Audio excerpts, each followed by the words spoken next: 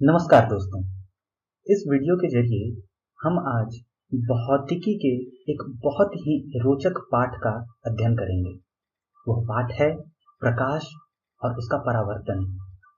प्रकाश, जैसा कि हम सब जानते हैं, बहुत जरूरी है हमारे आसपास की चीजों को देखने के लिए। इससे हम किताबें देख सकते हैं, मेज देख पाते हैं, आसपास के लोगों को देख पाते हैं। और अगर प्रकाश ना हो तो चारों तरफ अंधेरा ही अंधेरा होता है। प्रकाश के परावर्तन के नियम का उपयोग हम अपनी दिनचर्या में बखूबी करते हैं, चाहे वो अपने सर के पीछे के बालों को देखना हो दो दर्पणों का उपयोग करके, या फिर अपनी गाड़ियों में लगे शीशों से पीछे से आने वाली गाड़ियों को देखना हो।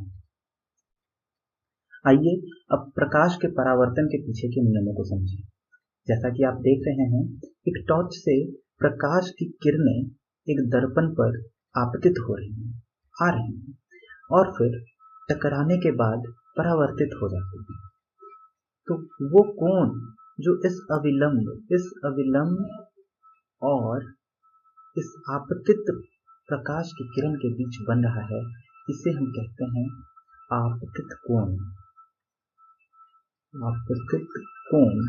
और वो कोण जो परावर्तित किरण और उसी अविलंब के बीच बन रहा है, उसे हम कहते हैं परावर्तित कोण। अगर हम आपतित कोण को आई से दिखाएं, आई, और परावर्तित कोण को आर से दिखाएं, छोटा आर स्मॉल आर और स्मॉल आई से दिखाएं, तो एक समतल दर्पण के लिए I is equal to are. आई हमेशा आर के बराबर होता है, अर्थात जिस कोण के साथ किरणें आपतित होती हैं, उसी कोण के साथ किरणें परावर्तित भी हो जाती हैं। 10वीं कक्षा में हमें गोलीय दर्पणों से प्रकाश के परावर्तन के बारे में पढ़ना है। इस चित्र में यह जो दर्पण है, इसे हम अवतल दर्पण कहते हैं, अवतल दर्पण, और इसको उत्तल दर्पण कहते हैं, उत्तल दर्पण। आप जैसा देख रहे हैं, अवतल दर्पण में प्रकाश की किरणें हमेशा अवतल भाग की ओर आती हैं, और उत्तल दर्पण में प्रकाश की किरणें हमेशा उत्तल भाग की तरफ आपतित होनी चाहिए। हम इसे एक बहुत साधारण तरीके से भी समझ सकते हैं। एक चम्मच, जिधर से उसमें कोई चीज रखी जाती है चम्मच में, जैसे कि चम्मच में हम जब चीनी उठाते हैं, तो जिस भाग से हम चीनी उठा पाते हैं उस भाग को कहते हैं अवतल भाग, और जो भाग नीचे की ओर रहता है उसे हम कहते हैं उत्तल भाग। तो ये जो चम्मच है, अगर ये बहुत अच्छे से पॉलिश किया हुआ है, बहुत चमकदार चम्मच है, तो इसमें हम अपनी खुद के चेहरे को भी देख पाएंगे। तो जैसा कि यहाँ एक चित्र में दिखाया जा रहा है कि अगर आप चम्मच को अपने चेहरे की ओर करके पकड़ के रखें और दो तरीकों से, एक बार अवतल भाग और एक बार उत्तल भाग की तरफ से, तो आपको अपना चेहरा दिखाई देगा, पर दोनों चेहरों में बहुत अंतर होगा। हम इसके बारे में आगे चर्चा करेंगे। आइए अब देखते हैं अवतल दर्पण से प्रकाश का परावर्तन।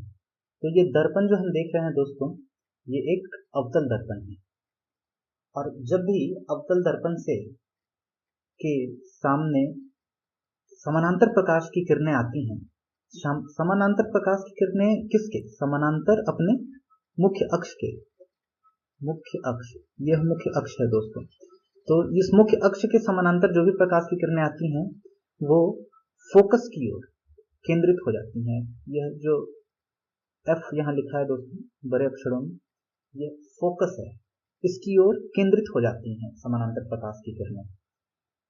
ये जो सी लिखा है दोस्तों, ये सी को कहते हैं सेंटर ऑफ कर्वेचर, अर्थात वक्रता केंद्र।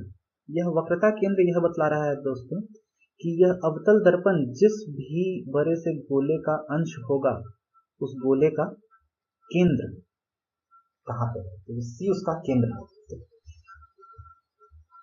इस दूरी को, ये दूरी दोस्तों, अगर मैं इस बिंदु को जो कि अवतल दर्पण पे है P से लिखूं, P, तो ये P और F की जो दूरी है, इसको हम कहते हैं, इसको हम दिखा सकते हैं स्मॉल f से, जिसको हम कहते हैं फोकस दूरी, फोकस दूरी। तो PF is equal to small f, और ये एक ध्यान देने वाली बात है दोस्तों कि जितनी लंबाई PF की होती है उतनी ही लंबाई CF की भी होती है, अर्थात यह F P और C का मध्य बिंदु है। तो हम ऐसा लिख सकते हैं दोस्तों कि PC is equal to 2 into PF, और अगर इस PC को हमने स्मॉल c से दिखाया तो, और PF को स्मॉल f से, जैसा हम पहले दिखा चुके हैं, तो F is equal to C/2 ऐसा हो जाएगा। ये स्मॉल c जो मैं लिख रहा हूं दोस्तों, ये स्मॉल c ये दूरी है, ये इस दूरी को कहते हैं स्मॉल c, और इसका अगर नाम मैं बताऊं आपको तो इसको हम कह सकते हैं वक्रता त्रिज्या। तो ये स्मॉल c वक्रता त्रिज्या है दोस्तों। तो आगे जब भी मैं वक्रता त्रिज्या बोलूं तो उसका अर्थ होगा दूरी P और C के बीच की। आइए अब सीखते हैं कि अवतल दर्पण में प्रतिबिंब को कैसे बनाएं। तो ये जो दर्पण यहाँ हम देख रहे हैं ये अवतल दर्पण है। यह बिंदु जिसको हम फोकस कह रहे हैं, और यह बिंदु जिसको हम सेंटर ऑफ कर्वेचर अर्थात वक्रता केंद्र कह रहे हैं। तो मैं एक वस्तु वक्रता केंद्र से परे रख रहा हूं, इसको मैं नाम देता हूं A B। तो ये जो वस्तु है वो वक्रता केंद्र से परे है। तो इस वस्तु से बहुत सारी किरण निकलेंगी तो जो कि हर दिशा में जाएंगी, पर हमें बस 2 किरणों को लेना है। इसमें से पहली किरण इस मुख्य अक्ष के समानांतर जानी है, मुख्य अक्ष के समानांतर, और हम जानते हैं कि कोई भी किरण जो मुख्य अक्ष के समानांतर जाती है अवतल दर्पण से टकराने के बाद फोकस की ओर केंद्रित हो जाती है। तो फोकस की ओर उसको हमने मोड़ दिया। दूसरी जो रेखा हमें लेनी है, दूसरी रेखा हमेशा आप वक्रता केंद्र से होकर गुजारिए, वस्तु और वक्रता केंद्र से होते हुए गुजारनी है। तो ये दर्पण से अवतल दर्पण से टकराने के बाद वापस उसी दिशा में मुड़ जाएगी। यह जो बिंदु है दोस्तों जहां पे ये दोनों किरणें आपस में टकरा रही हैं, आपस में मिल रही हैं, यहाँ पे हमें उस प्रतिबिंब की जगह मिलेगी। तो ये A डैश और ये B डैश। तो यह प्रतिबिंब जो बन रहा है वो उल्टा है और वास्तविक है, क्योंकि यह वास्तविक किरणों के कटने से बन रहा है। तो ये एक तरीका है जहां से हम देख सकते हैं कि अवतल दर्पण में कैसे प्रतिबिंब बनता है। इस सारणी के माध्यम से यह समझाने की कोशिश की जा रही है कि वस्तु की स्थिति कहाँ हो तो उसका प्रतिबिंब कहाँ और कैसा बनेगा। तो अभी अभी जो हमने एक प्रतिबिंब बनाया है उसी पर चर्चा करते हैं। हमने वस्तु को C से परे रखा था, तो उसका प्रतिबिंब F और C के बीच में बनता है, और उसका साइज अर्थात उसका आकार छोटा होता है वस्तु से, जबकि वस्तु की प्रकृति, वस्तु नहीं, उस छाया, उस प्रतिबिंब की प्रकृति उल्टा और वास्तविक होता है। इसी तरह हम जब वस्तु को अलग अलग जगहों पर, जैसे C पर, C तथा F के बीच, F पर, P तथा F के बीच या अनंत पर रखते हैं, तो इस सारणी से हमें यह पता चल सकता है कि उसका प्रतिबिंब कहाँ बनेगा। आप इस सारणी को याद कर सकते हैं क्योंकि यह बहुत महत्वपूर्ण सारणी है। आइए एक और प्रतिबिंब बनाने की कोशिश करते हैं। ये हमारा फोकस है, ये हमारा वक्रता केंद्र। इस बार हम वस्तु को इस पोल और फोकस के बीच में रखते हैं, तो वस्तु यहाँ है। जैसा कि हमने पिछली बार भी किया था कि इस वस्तु से बहुत सारी किरणें निकलेंगी, पर हमें बस 2 ही किरणों का ख्याल रखना है। पहली किरण जो इसके मुख्य अक्ष के समानांतर जाती हुई दर्पण से टकराए, और कोई भी किरण जो मुख्य अक्ष के समानांतर जाएगी वो टकराने के बाद फोकस की ओर मुड़ जाएगी, फोकस की ओर केंद्रित हो जाएगी, तो हमने उसको फोकस की ओर मोड़ा। दूसरी किरण जो हमें लेनी है दोस्तों, वो है वस्तु से निकलकर वक्रता केंद्र तक पहुंचने वाली। ये हमने वस्तु से निकालकर वक्रता केंद्र को मिलाने वाली एक किरण बना ली। पर हम देख रहे हैं दोस्तों कि यह दोनों किरणें आपस में कभी टकराएंगी ही नहीं, ऐसा प्रतीत होता है। तब अब क्या कर सकते हैं? तो इस केस के लिए, ऐसे परिस्थिति के लिए हम लाइन को दोनों किरणों को पीछे की ओर बढ़ाते हैं। तो इस ब्लू कलर की लकीर को जब हम पीछे की ओर बढ़ा रहे हैं, किरण को जब हम पीछे की ओर बढ़ा रहे हैं, तो ये दर्पण से टकरा गई, और टकराने के बाद ये फिर से वापस लौट आएगी। पर जब इसको हम टूटी हुई लकीर से और पीछे की ओर बढ़ाने की कोशिश करते हैं, टूटी हुई लकीर, क्योंकि वास्तव में कोई भी किरण दर्पण के पीछे नहीं जा सकती है, तो ये एक आभासी किरण है जो दर्पण के पीछे जा रही है। उसी तरह हम इस लाल रंग की किरण को भी पीछे की ओर बढ़ाने की कोशिश करते हैं, तो ये एक जगह कटती हुई प्रतीत होगी, और वो जो जगह कटती हुई प्रतीत हो रही है उस जगह पे प्रतिबिंब बनेगा। तो अगर ये ए और बी वस्तु है, तो ए डैश और बी डैश प्रतिबिंब बन रहा है। और जैसा कि हम देख पा रहे हैं, प्रतिबिंब वस्तु से बड़ा है, और प्रतिबिंब आभासी है दोस्तों, ये प्रतिबिंब काल्पनिक है। क्यों? क्योंकि यह वास्तविक किरणों के टकराव से नहीं बना, बल्कि यह बनता हुआ प्रतीत हो रहा है। और वो भी कब?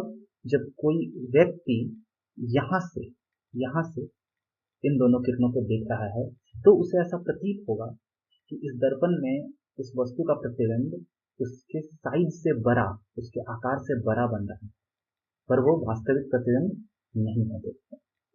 तो इस तरह से हमने सीखा कि अवतल दर्पणों में कैसे प्रतिबिंब को बना सकते हैं। आप खुद भी प्रयत्न कर सकते हैं वस्तु की जगह बदल के, पर हमेशा याद रखें, हमें हमेशा 2 किरणों का ख्याल करना है। एक किरण जो मुख्य अक्ष के समानांतर जाती है, और दूसरी किरण जो वस्तु से निकलकर वक्रता केंद्र अर्थात सी से होते हुए गुजरती है, और इन दोनों किरणों के टकराव बिंदु पर ही हमारा प्रतिबिंब बनता है।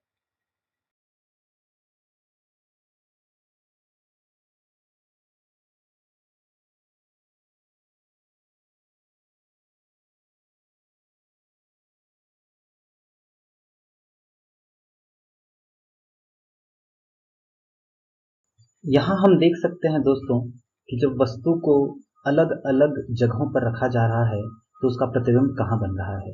जैसा कि इस भाग ए में दिखाया जा रहा है कि जब वस्तु अनंत पर है, तो अनंत से आने वाली हर प्रकाश की किरण मुख्य अक्ष के समानांतर ही होती है।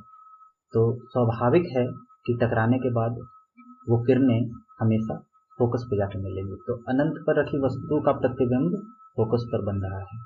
उसी तरह बी में, जैसा कि हमने खुद बनाया, जब वस्तु वक्रता केंद्र से परे हो, तब उसका प्रतिबिंब सी और एफ के बीच में बनता है, जो कि यहाँ पर बन रहा है। तीसरे केस में दोस्तों, जब वस्तु को वक्रता केंद्र पर ही रख दिया गया, वक्रता केंद्र अर्थात सी पर ही रख दिया गया, तो उसका प्रतिबिंब भी वक्रता केंद्र पर ही बन रहा है, जो कि साइज में, आकार में उतना ही बड़ा है जितना वास्तविक वस्तु का आकार है। डी में जब वस्तु को सी और एफ के बीच में रखा जा रहा है, तब वस्तु का प्रतिबिंब वास्तविक तो बन रहा है, पर सी से परे बन रहा है, और उल्टा भी बन रहा है। ई में जब वस्तु को फोकस पे रखते हैं, तो वस्तु का जो प्रतिबिंब है वो अनंत पर बनेगा दोस्तों। आप इसको खुद से भी बनाने की कोशिश कर सकते हैं, जैसा कि मैंने आपको पिछले स्लाइड में बताया है।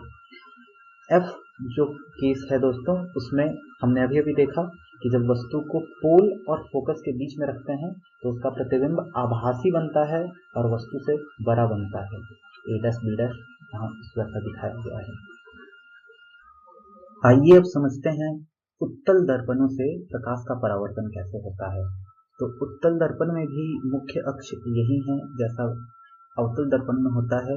मुख्य अक्ष उसको कहते हैं जो पोल यहाँ पे और फोकस, पोल और फोकस या पोल और वक्रता त्रिज्या को मिलाने वाली रेखा है, वही मुख्य अक्ष कहलाती है।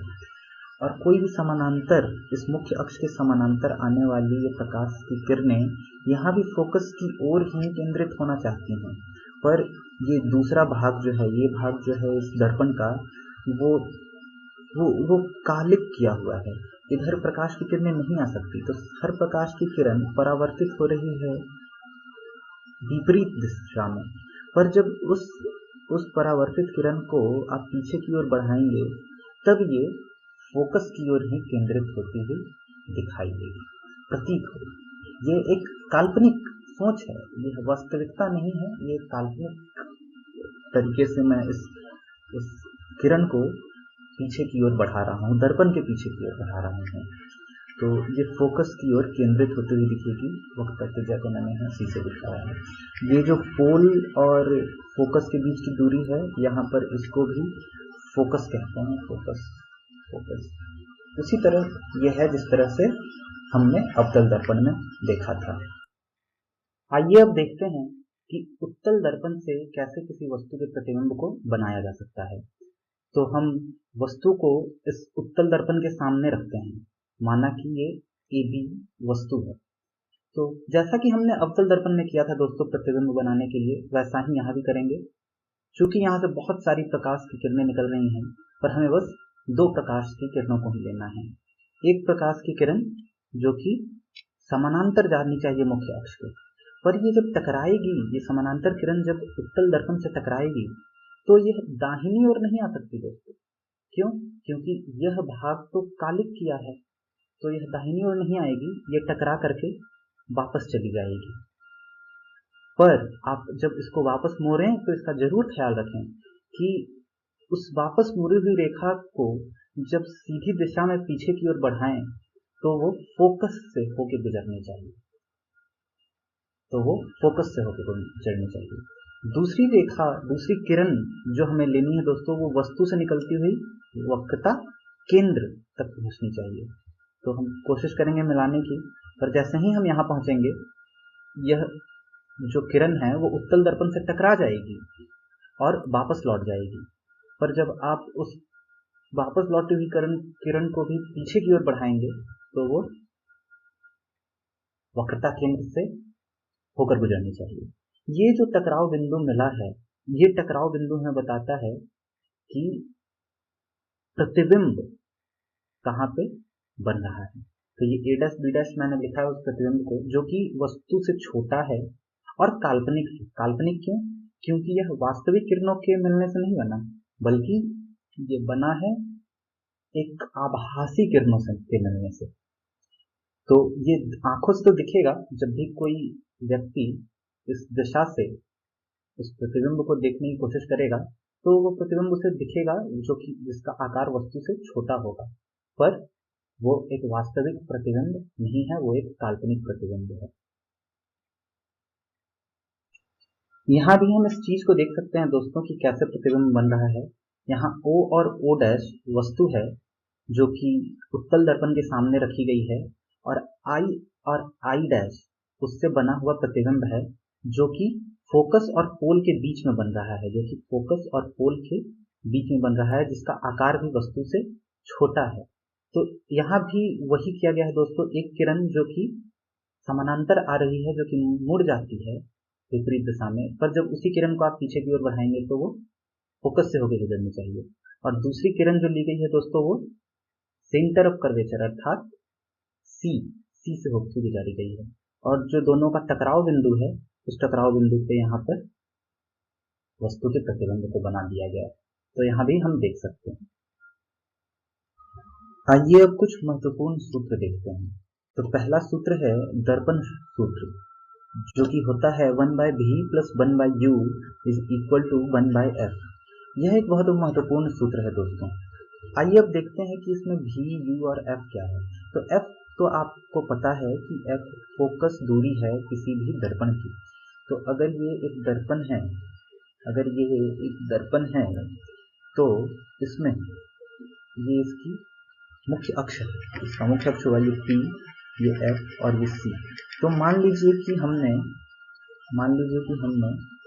यहाँ पे वस्तु को रखा है, यानी कि AB यहाँ पे रखा है। तो जो पोल से इस वस्तु की दूरी है उसको हम कहते हैं U। और मान लीजिए इसका प्रतिबिंब यहाँ बन रहा है, जैसा कि हमें पता है इसका प्रतिबिंब यहाँ बन रहा है। तो इस दूरी को कहते हैं v। पोल से प्रतिबिंब की दूरी को कहते हैं v, और पोल से ही इस वस्तु की दूरी को कहते हैं u। और f तो आप लोगों को पता है कि f कहते हैं पोल से फोकस की दूरी को। तो ये जो दर्पण सूत्र हमने यहाँ लिखा, ये बहुत ही महत्वपूर्ण दर्पण सूत्र है, इसे आप याद कर लें। दूसरा जो सूत्र है वो है आवर्धन सूत्र। आवर्धन अर्थात कि जो दर्पण है वो किसी भी वस्तु को कितना बड़ा या कितना छोटा दिखा सकता है। तो अगर आवर्धन 1 से कम है तो वो छोटा दिखाएगा, और अगर आवर्धन 1 से ज्यादा है तो इसका मतलब वो वस्तु को उसकी आकार से बड़ा दिखाएगा। जो उसकी छाया बनेगी वस्तु की, वो उसके आकार से बड़ी बनेगी अगर आवर्धन 1 से ज्यादा है तो हम लोग आवर्धन को h'/h, और जो कि जहाँ h' प्रतिबिंब की ऊंचाई और h बिंब की ऊंचाई है, तो आवर्धन को हम लिखते हैं एक बटे के रूप में h'/h, जिसको -v/u भी लिखा जा सकता है। आप इसको भी याद कर लें, ये भी एक बहुत महत्वपूर्ण सूत्र है। अब आइए दोस्तों परिचित होते हैं चिन्ह परिपाटी से। तो चिन्ह परिपाटी बहुत ही महत्वपूर्ण जरिया है एक प्रश्न को हल करने का। प्रकाश, आपका जो ये चैप्टर है, आपका जो ये हमारा पाठ है प्रकाश और उसका परावर्तन, उसके अंदर तो देखते हैं कि ये चिन्ह परिपाटी क्या है। तो ये m और n, ये जो है हमारा दर्पण है, ये mm हमारा दर्पण है। तो और ये x' और x जो है वो मुख्य अक्ष है इस दर्पण का। तो मुख्य अक्ष के ऊपर की दिशा में कोई भी दूरी अगर हम नापते हैं ऊपर की दिशा में, तो वो धनात्मक होता है, पॉजिटिव होता है दोस्तों वो। और अगर उसी मुख्य अक्ष के नीचे की ओर कोई दूरी नापी जाए तो वो ऋणात्मक अर्थात निगेटिव होता है, ऋणात्मक। यह पहली चिन्ह परिपाटी है। दूसरी ध्यान देने वाली बात यह है दोस्तों कि अगर कोई भी दूरी हम पोल से ले रहे हैं, और हर दूरी पोल से ही लेते हैं, तो जो भी पोल से दूरी अगर हम बाईं ओर ले रहे हैं, बाईं ओर अर्थात प्रकाश के आपतित दिशा से उल्टी दिशा में अगर कोई भी दूरी हम नापते हैं, कोई भी दूरी हम मापते हैं, तो वो ऋणात्मक होती है। ऋणात्मक क्यों? क्योंकि हम आपतित प्रकाश की दिशा के विपरीत दूरी नाप रहे हैं, तब वो ऋणात्मक होती है, निगेटिव होती है। और जब किसी दूरी को पोल से प्रकाश के आपतित किरण की दिशा में ही नापा जा रहा है, तो ऐसे देखिए हम दाईं ओर इसको ले रहे हैं, तो ये पॉजिटिव अर्थात धनात्मक दूरी है। तो यहाँ पूरी तरीके से हम चिन्ह परिपाटी को एक ही चित्र के अंदर देख सकते हैं कि ऊपर ली हुई दूरी पॉजिटिव होती है, धनात्मक होती है, नीचे ली गई दूरी ऋणात्मक होती है। पोल से बाईं ओर ली गई दूरी, बाईं ओर अर्थात हमेशा आप समझिए आपतित किरण की दिशा के विपरीत दिशा में ली गई दूरी ऋणात्मक, और उसी दिशा में ली गई दूरी, उसी दिशा मतलब आपतित किरण की दिशा में ही ली गई दूरी, मापी गई दूरी धनात्मक होती है। तो ये है चिन्ह परिपाटी। हम इसका उपयोग करके बहुत सारे प्रश्नों का हल कर सकते हैं। आइए दोस्तों अब एक प्रश्न हल करते हैं। इस प्रश्न में कहा गया है किसी ऑटोमोबाइल के पीछे का दृश्य, ऑटोमोबाइल अर्थात कोई गाड़ी जैसे बस, ट्रक, ट्रैक्टर, कुछ भी, किसी ऑटोमोबाइल में पीछे का दृश्य देखने के लिए उपयोग होने वाले उत्तल दर्पण की वक्रता त्रिज्या अर्थात सी, रेडियस ऑफ कर्वेचर 3 मीटर है। यदि एक बस इस दर्पण से 5 मीटर की दूरी पर है तो प्रतिबिंब की स्थिति, प्रकृति तथा साइज ज्ञात करिए।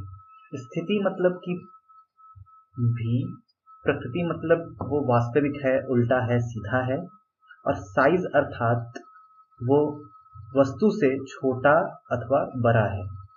तो यहाँ से हम कुछ चीजें जो ज्ञात कर सकते हैं वो ये है कि वक्रता त्रिज्या, यहाँ मैंने उसको r से दिखाया है, वक्रता त्रिज्या 3 मीटर है और इसको पॉजिटिव धनात्मक लिया है हमने। बिंब दूरी अर्थात वस्तु की दूरी u और जो कि ऋणात्मक है, ऋणात्मक 5 मीटर। देखते हैं क्यों मैंने यहाँ ऋणात्मक लिखा उसको दोस्तों। तो ये एक उत्तल दर्पण है, तो उत्तल दर्पण को हम ऐसा बना सकते हैं।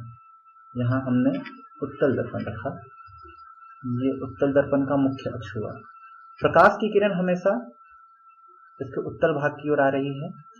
अब देखते हैं, कहा जा रहा है कि वक्रता त्रिज्या 3 मीटर है, तो वक्रता त्रिज्या जो यहाँ r से मैंने दिखाया है, जो कि हम पहले c से देख रहे थे, यहाँ इसको r से ही दिखाते हैं। ये वक्रता त्रिज्या हम हमेशा पोल से जब इधर की ओर दूरी मापेंगे तो ये दूरी प्रकाश के किरण की दिशा की दूरी में ही, प्रकाश की किरण की दिशा के जैसी ही है, तो ये दूरी धनात्मक है, पॉजिटिव दूरी है।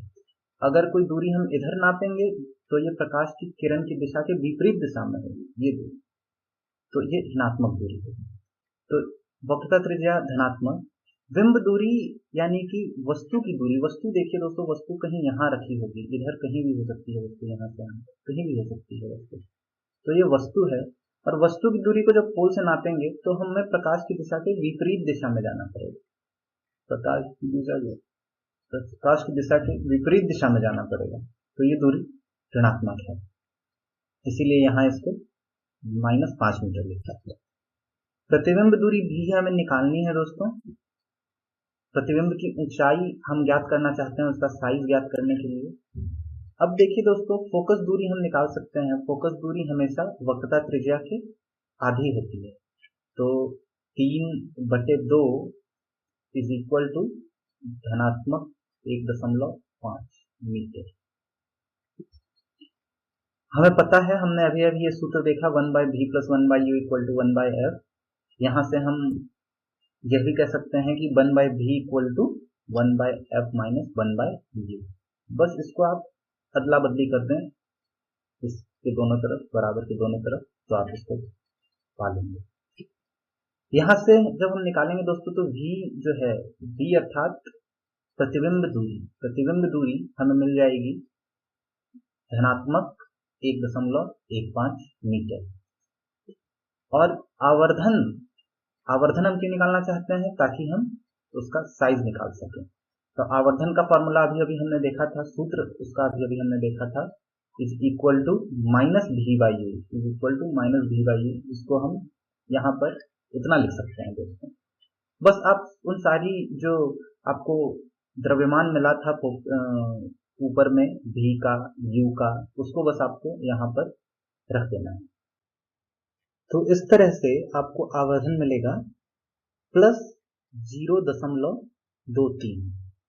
ये 0.23 यह बतला रहा है दोस्तों कि जो प्रतिबिंब है वो वास्तविक वस्तु से इतना गुना छोटा है, या वास्तविक वस्तु का इतना गुना है। अर्थात अगर वस्तु AB साइज का है, AB उतना बड़ा है, तो इसका प्रतिबिंब बनेगा 0.23 गुने AB। तो इस प्रश्न में दोस्तों वस्तु का आकार नहीं दिया है, वस्तु का साइज नहीं दिया, तो उत्तर लिखने के लिए हम ऐसा लिख सकते हैं कि प्रतिबिंब का आकार वस्तु के आकार का 0.23 गुना है। तो इस तरह से हमने देखा दोस्तों कि प्रतिबिंब की स्थिति अर्थात v + 1.15 हमें मिला। तो हमने स्थिति स्पष्ट कर ली।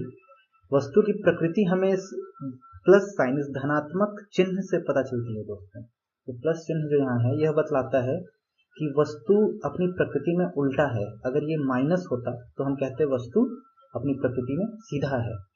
तो ये प्लस साइन हमें बतला रहा है दोस्तों कि ये वस्तु जो प्रतिबिंब है वो उल्टा है प्रकृति में। और साइज चूंकि यहाँ वस्तु का खुद नहीं दिया तो हमने क्या किया, हमने आवर्धन निकाला है और ये कहा है कि जो प्रतिबिंब है वो वस्तु के आकार से का इतना गुना है। तो इस तरह से हम इस प्रश्न को हल कर सकते हैं दोस्तों। तो इस कक्षा में इतना ही। अगली कक्षा में हम देखेंगे प्रकाश का अपवर्तन और उससे फिर हम कुछ प्रश्न बनाएंगे दोस्तों। धन्यवाद।